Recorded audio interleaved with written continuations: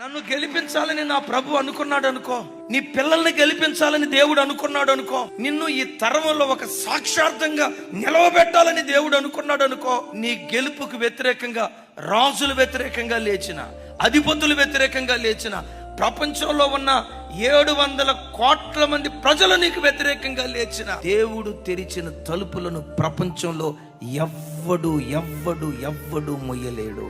జీవితంలో నీకెంత మేధావితనమన్న ప్రతి విషయమై ఆయన మీద ఆధారపడి, అయ్యా నువ్వు గెలిపిస్తేనే నేను గెలుస్తానయ్యా, నువ్వు బ్రతికిస్తేనే నేను బ్రతుకుతానయ్యా, నువ్వు సహాయం చేస్తేనే ఈ పోరాట భూమిలో నేను నిలవబడతానయ్యా.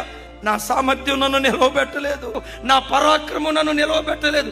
నీవు నిలవబెడితే నేను నిలవబెడతా, నీవు గెలిపిస్తే నేను గెలుస్తానని. నీకు ఎన్ని టాలెంట్స్ ఉన్నా ప్రతి విషయమై ప్రభు మీద మనం ఆధారపడదుము గాక.